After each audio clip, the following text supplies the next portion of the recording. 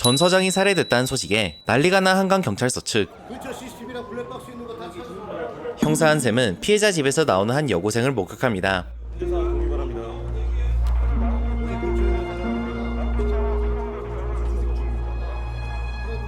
집에 도착했을 때 몇 시였는지 기억나니? 여성의 이름은 이나. 이나야? 잘 기억이 안 나요. 집에 들어와서부터는. 그녀는 피해자의 조카였고 그의 사체 옆에 서 있다 발견됐는데 기억이 안 나? 몇 시간 전에 있었던 일인데 네. 대답이 다소 건조하고 기억나는 데까지만 얘기를 해봐.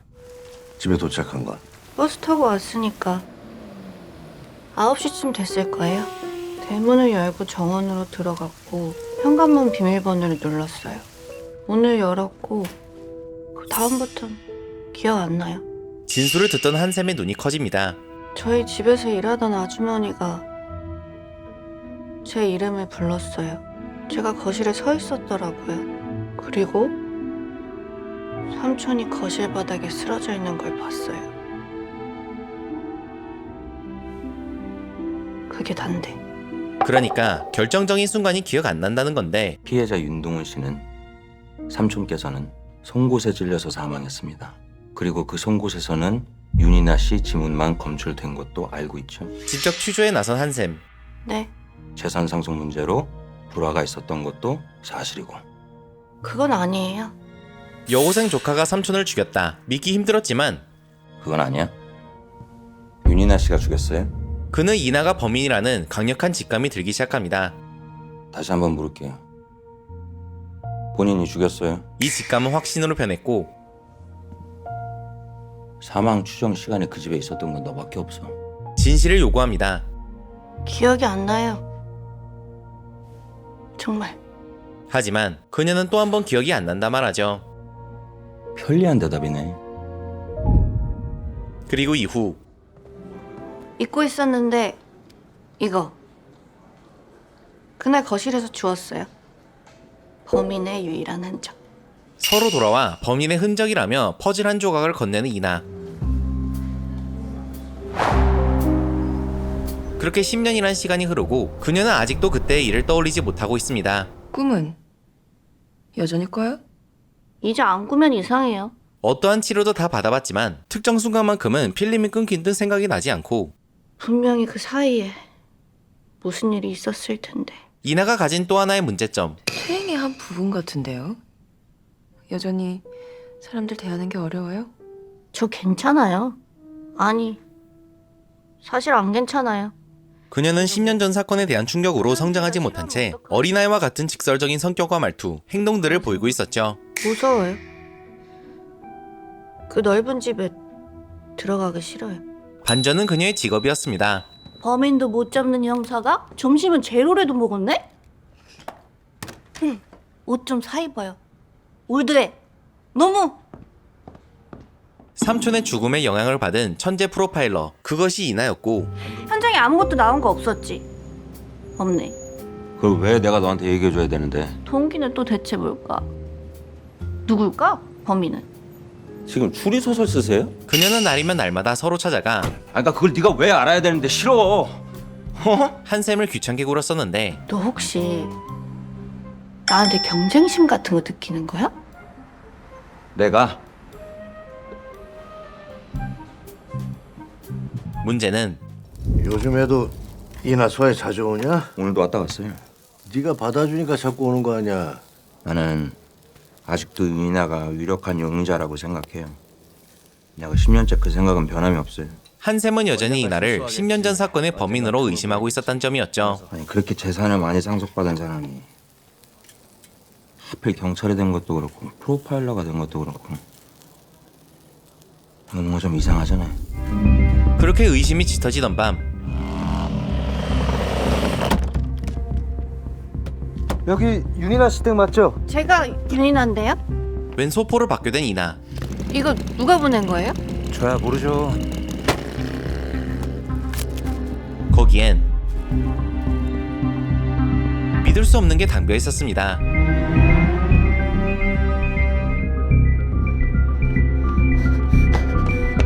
(10년) 만에 도착한 또 하나의 퍼즐 조각. 역시나 일치했고 심지어 두 퍼즐 조각은 서로 이어져 있었습니다.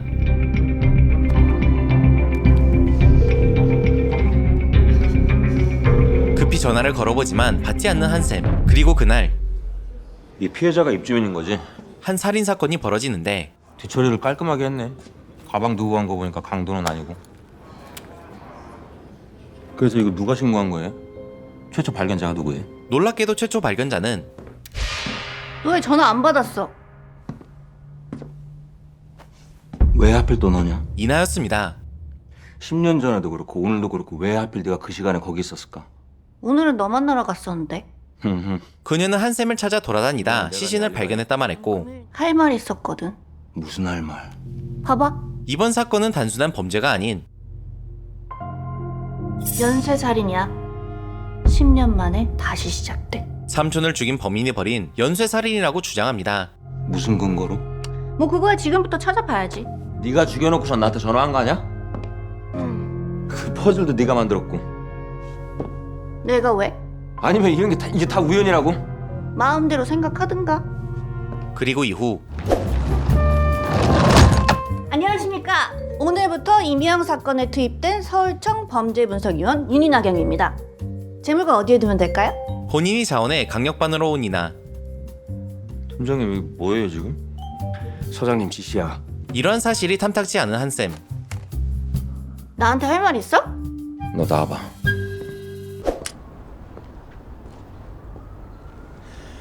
너 여기 온 목적이 뭐야? 내가 여기 왜 왔을까? 확실한 건 현옥은, 태동수, 이미영 그리고 10년 전 죽은 우리 삼촌까지 모두 연관돼 있다는 거야. 근데 왜 너는 빼? 그 순간 기억났어 드디어. 뭐? 뭐가 기억났다는 거야? 범인이랑 같이 있었어. 10년 전 그때 그 거실에. 그녀는 잃었던 기억 한 편이 떠올랐다고 말했고 10년 만에 기억이 났다고 이 타이밍에? 기억이 났다고 믿고 싶은 거 아니고? 기억이 났대도 지랄이네. 지랄? 너 말 가려서 해. 그리고 앞으로 나한테 존댓말 써. 이제 내가 네 선배 아냐? 싫은데? 싫어? 왜 싫은데? 내가 너보다 나이도 많고 연차도 훨씬 위 아냐? 너 진짜 꼰대냐? 한샘은 졸지에 꼰대가 되어버립니다. 이후 피해자 이미영에 대해 조사를 이어가던 이들. 강치목이 어제부터 집에 안 왔다니까 최사는 출국 금지 신청부터 해. 도주 가능성 있는 놈이야. 그녀의 전남자 친구 강치목에 대해 알아냈고 그는 현재 자취를 감춘 상태. 이에 프로파일링을 시작한 이나.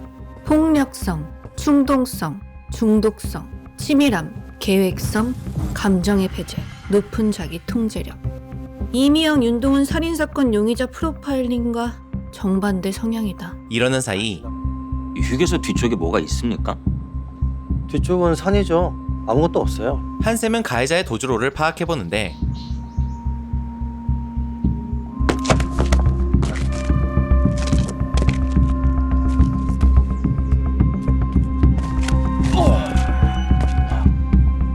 벽을 올라 도주했을 수도 있음을 파악하죠.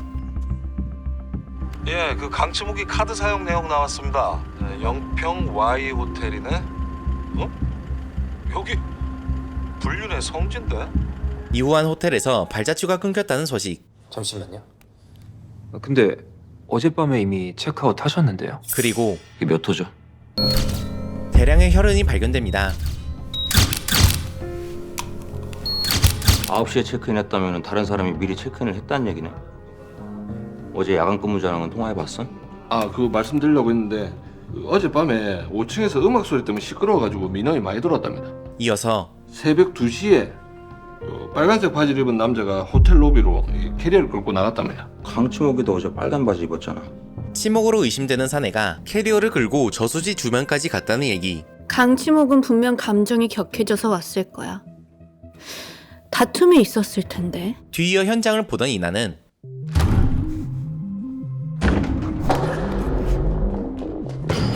가해자에 대한 심리 분석을 시작하고 벽에도 바닥에도 긁힌 자국이나 찍힌 자국, 몸싸움의 흔적은 없다. 강치목은 단번에 상대를 제압했어. 전기 충격기를 사용했을 거란 결론. 허나 폭력성, 충동성, 중독성. 강치목은 이런 걸 미리 준비하는 성향이 아닌데. 이어서 놀라운 발언을 하는데 범인이 나랑 취향이 비슷해. 난 예뻐서 샀는데 빨간색 캐리어. 물어볼까봐 선수 치는 건가? 다른 브랜드인 거 알지? 아무튼 강치목은 아니야. 치목은 가해자가 아니라는 것. 캐리어 안에 든 사체는 누군데 그러면? 그건 강치목 아닐까? 뭔 소리를 하는 거야 도대체? 저 머리 없는 사체 말이야. 난 저게 강치목이라고 보는데. 한샘은 말도 안 되는 소리라 여겼으나 저수지에 머리 없는 사체 강치목 DNA랑 일치한단다. 이내 이나의 말대로 치목은 도리어 피해자였다는 사실이 밝혀지죠. 그리고 이 사실을 마주한 그의 아내 양희. 정말 남편이 맞나요? 강치목 씨 면도기에서 나온 DNA와 일치했습니다. 그냥 좀 늦는다고 했는데. 한샘은 질문을 이어갔고 이 남자 다시 한 번만 봐주세요. 몰라요. 혹시 이미영이라는 사람을 아십니까? 처음 듣는 이름인데요. 꽤 흔한 이름인 것 같은데 고민이 1도 없네. 이나는 그녀가 뭔가를 숨기고 있다 생각합니다. 언제 처음으로 남편분한테 이미영 씨 얘기 들으셨어요? 이에 다짜고짜 찾아가죠. 아시잖아요, 이미영 씨. 남편이 나이가 있어서 여자가 없었을 거라고는 전혀 생각 안 했어요. 그게 문제가 되지도 않았고요. 그때 미영이한테 넘긴 아파트가 지금 얼마인지 알아? 정확히 이렇게 물었어요. 그때 처음 들었어요, 이미영이라는 이름. 동관계가 심히 얽혀있는 듯 보이는 세 사람. 근데 제가 그 여자 하는 건 어떻게 하셨어요? 귀찮아질까 봐 거짓말했는데. 그런 걸 아는 게 제 일이에요. 프로파일러니까. 남편분이랑 각방 쓰셨죠? 네. 잘 때 누가 옆에서 숨 쉬는 게 진짜 싫어요. 범인이 잡히지 않는 상황 속 이나는 한 가지 생각이 들기 시작합니다. 전에 누군가 잃어본 적 있죠? 그런 것도 보여요? 경찰 조사 받는데 전혀 긴장하지도 않고 죽음이란 상황에 익숙한 것 같아서요. 바로 아내가 유력 용의자일 수도 있다는 사실. 13살 때 집에 불이 났어요. 그때 할머니랑 언니가 죽었고요. 다음 날이 이삿날이었다는 거 알아요? 새 집엔 방도 2개였는데 내 방은 없었지만. 이어서 양희를 두고 프로파일링을 시작. 내가 이 사건의 범인이에요? 질문하시죠? 피해자와 아는 사이야? 응. 그래서 사체를 훼손했잖아. 들키면 바로 의심받으니까. 근데 하루 만에 들켰네? 용의선상에 올랐겠지? 아니, 아직은. 경찰은 내가 아니라 CCTV에 찍힌 저 남자를 찾고 있거든. 그럼 저 남자랑 무슨 사이예요? 청부했어요? 청부는 아니지. 그냥 저 남자는 날 배신할 수 없을 거라고 생각했어. 그렇게 팀원들 또한 너 여자구나? 범인의 성별은 여성, 즉 아내일 수도 있다 생각하게 되죠. 죽였을 때 기분이 어땠어? 더 이상 내 앞에서 숨을 쉬지 않아서.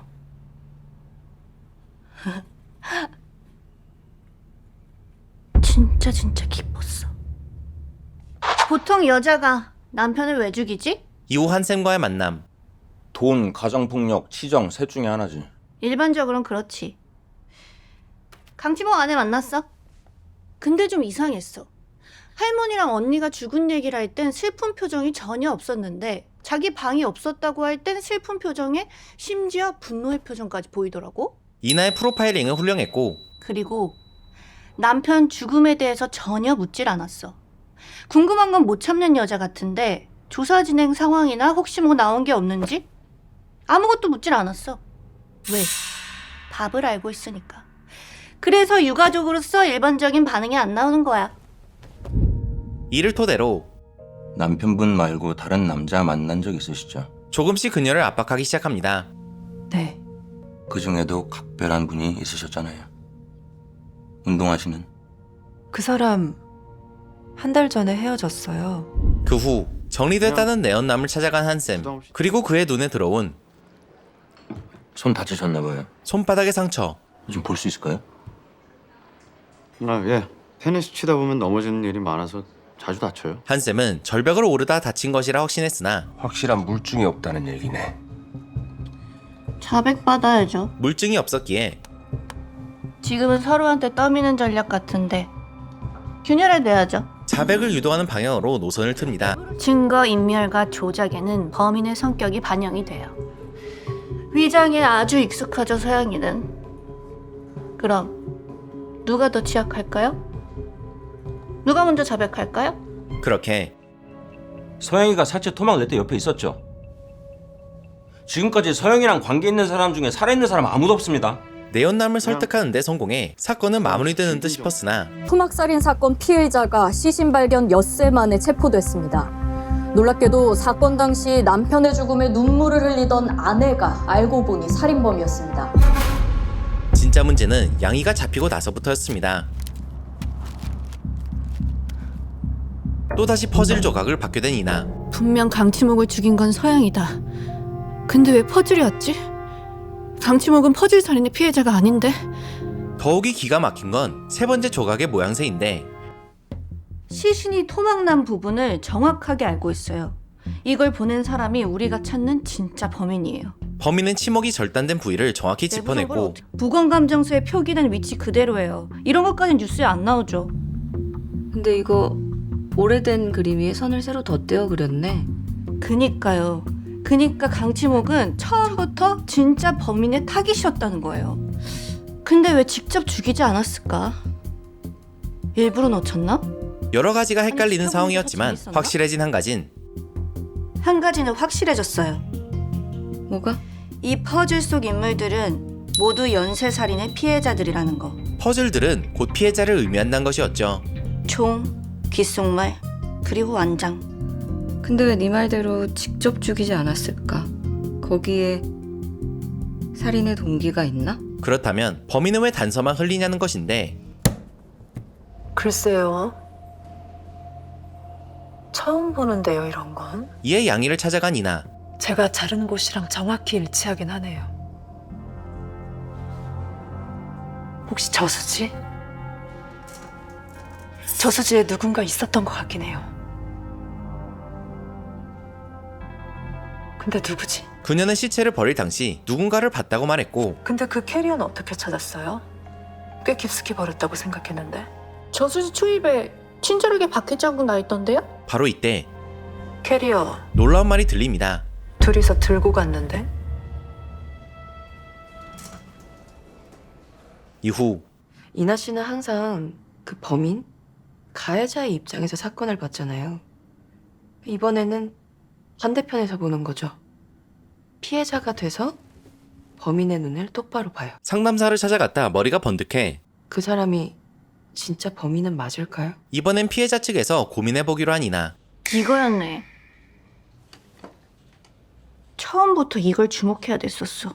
이 말은 즉슨 퍼즐을 받은 인물 즉 본인의 입장을 풀어내야 했고 이거 강치목 시체 절단 부위 아니야?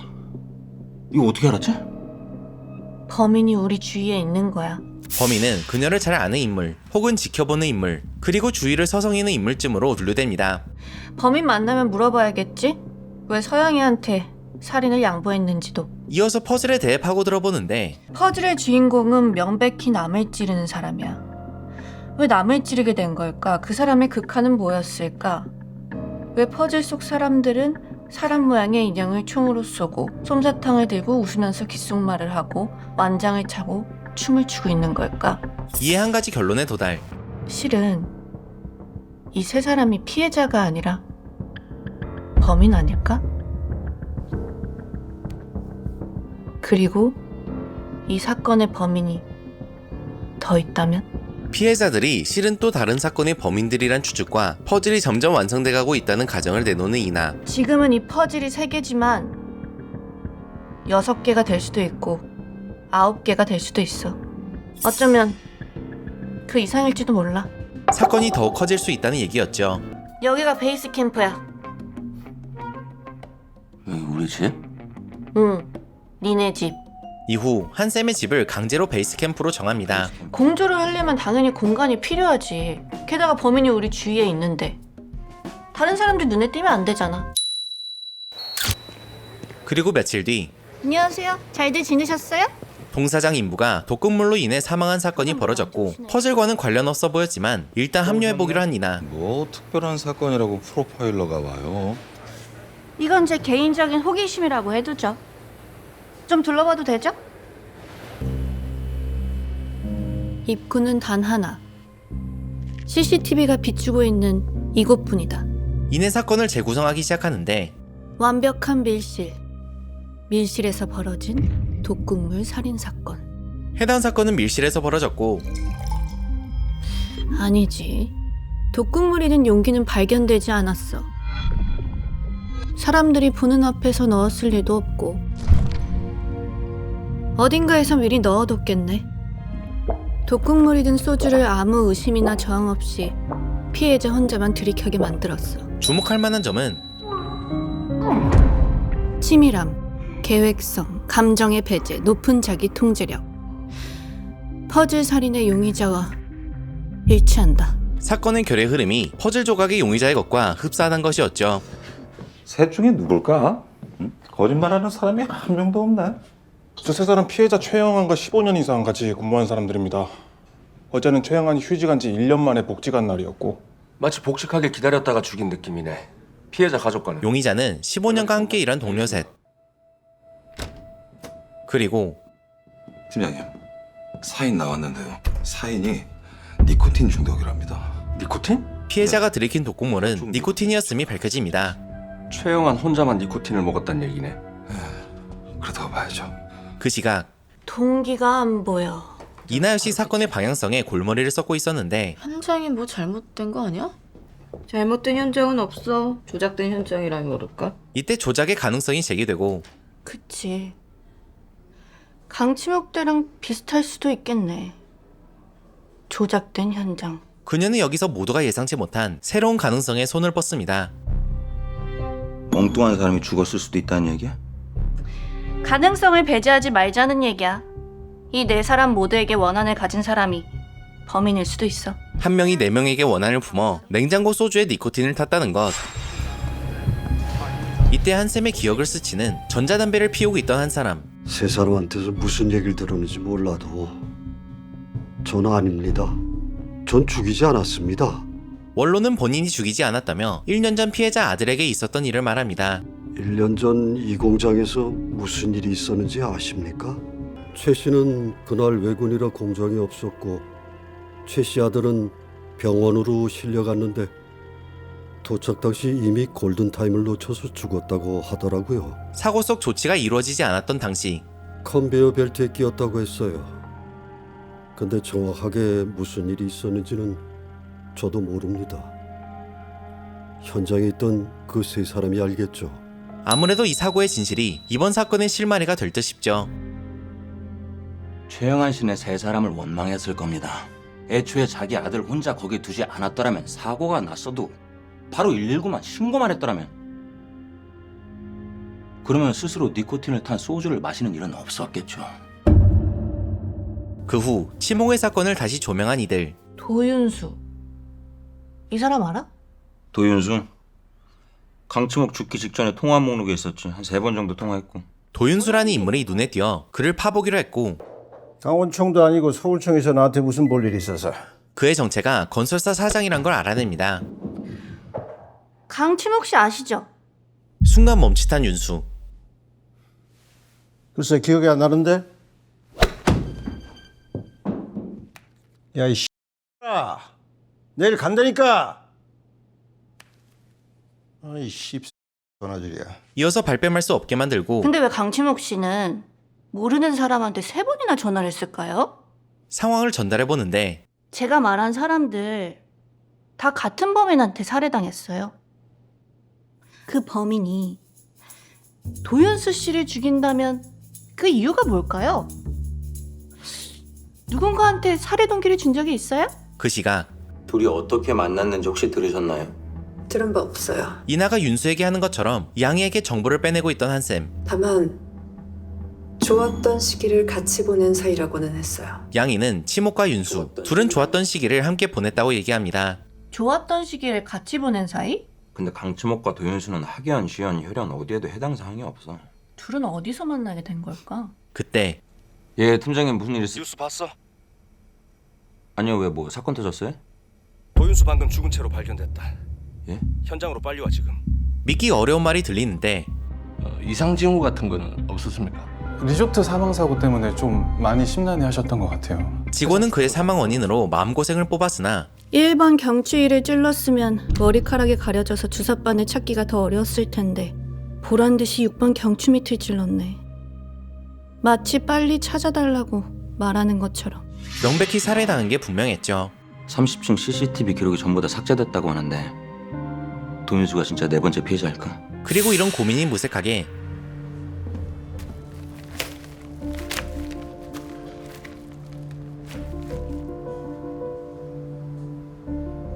네 번째 퍼즐 조각이 도착합니다. 범인은 내가 퍼즐 속에 숨은 의미를 찾길 바라거든. 만약 내가 죽는다면 퍼즐이 완성된 이유일 거야. 그니까 그때까지 난 안전해. 너무 자신하지는 마. 심지어 연쇄살인범이 일반적인 사고를 할 리가 없잖아. 그거 이든필 포츠의 붉은 머리 가문의 비극에서 나온 대사다. 그 책 봤어? 멋진 척에 실패한 한쌤은 이번엔 범인의 실수에 집중해보자만 했고 야, 근데 이번에는 범인이 먼저 실수했을 가능성이 없나? 정황을 보면 네가 도윤수를 만난 걸 알고 서둘러서 움직인 거잖아. 이나는 그는 완벽주의자이기에 절대 그럴 리 없다 말합니다. 실수를 한다고? 나 그때도 얘기했지만 세상에 완벽한 사람은 없어. 형사의 감이다. 아니, 실수를 한다면 그것도 계획 중 일부일 거야. 이에 우선 도윤수에 대해 파보기로 한 한쌤. 혹시 이 사진들 중에 좀 뭐 이상한 게 있을까요? 뭐 예를 들어서 도윤수 씨 물건이 아닌 게 여기 위치해 있다거나 좀 자세히 좀 봐주십시오. 다 사장님 물건인 것 같은데. 아, 도대체 뭘 찾으십니까? 이 제가 다 확인했다니까. 봐 빨리. 그런데 이때 왜? 최사는 어딘가 이상한 듯 사진들을 뒤지고 손수건이 없네. 손수건? 무슨 손수건? 이 지압 스래퍼 옆에 요 손수건 있었는데 증거 먹는 게 있나? 사장님은 손수건 같은 건 안 쓰시는데. 누군가 사건 현장을 건드렸다는 걸 발견합니다. 확실해요? 네. 그리고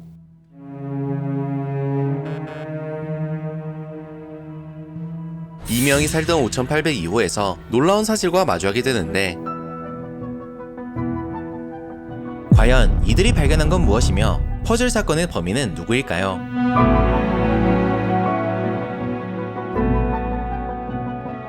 (10년) 만에 돌아온 살인마를 중심으로 펼쳐지는 디즈니 플러스의 오리지널 시리즈 9 퍼즐. CCTV든 불박이든 다 찾아봐. 전층 싹 다. 그리고 너 앞으로 나랑 일할 때는 밥 미리 먼저 먹고 다녀. 넌 그리고 왜 대답을 안 하냐? 그러니까 맨날 MZ 소리 듣는 거 아니야? 알겠습니다. 해당 작품은 수리남, 범죄와의 전쟁을 연출한 윤종빈 감독의 따끈따끈한 신작인데요. 단서 하나하나가 마치 퍼즐처럼 맞춰지며 점점 거대한 실체가 드러나는 상상 이상의 몰입감을 지닌 스릴러입니다. 제목에서부터 알 수 있듯이 연쇄살인의 단서가 퍼즐 조각이라는 설정이 이 시리즈의 핵심인데 각 사건마다 등장하는 이 퍼즐 조각은 몰입감을 배로 늘려주는 장치로 스토리가 진행될수록 시청자 또한 수사팀의 일원이 된 듯한 느낌을 줍니다. 그리고 이 중심엔 10년 전 미제 사건의 유일한 용의자 윤이나와 그녀를 여전히 범인이라 의심하는 형사 김한샘이 있는데요. 서로 너무 안 맞으면서도 이상하게 어울리는 그림 덕에 둘 사이의 티키타카를 보는 것이 또 하나의 재미랍니다. 너 왜 사람 죽여놓고 남의 집 배를 눌러? 잡히면 안 되니까? 이제 자백하는 건가? 여기에 특유의 카리스마 김성균, MG 막내 역에 매력 덩어리 현봉씨까지 더해져 든든한 수사팀이 완성됐죠. 근데 왜 자꾸 막내 하십니까? 저도 나이가 있는데. 막내 맞잖아 임마. 이뿐만이 아니라 이희준, 이성민, 박성훈 등 쟁쟁한 배우들이 출연진의 이름을 올렸는데 이런 화려한 출연진이 어떤 활약을 펼칠지 예상해보는 것도 또 하나의 시청 포인트가 되지 않을까 싶습니다. 야, 내일 간다니까. 배우들을 보는 맛도 있지만 무엇보다 이 작품이 돋보이는 이유는 윤종빈 감독 특유의 디테일한 연출력 그리고 그걸 감싸는 인상적인 음악 덕분인데요. 사건의 퍼즐이 맞춰질수록 느껴지는 쾌감과 긴장감은 당연 이 시리즈의 백미라고 할 수 있으며 그때마다 찰떡같은 음악이 함께 울려 퍼진답니다. 개인적으로 2025년 가장 세련된 작품이라는 평을 내리고 싶네요. 아, 다들 내 얘기하는 거였어? 참고로 내용 곳곳에 사건의 단서들이 숨어있기에 디즈니 플러스에서 전평을 정주행하며 마치 한샘의 동료가 된 듯 함께 추리하며 시청하는 걸 추천드리겠습니다. 자, 그럼 과연 이 거대한 판을 설계한 진짜 범인은 누구일지 지금 바로 디즈니 플러스에서 확인해보시죠. 내가 다 지켜보고 관찰하랬지. 너 왜 안 해? 너 내 인사 파일도 안 읽었지?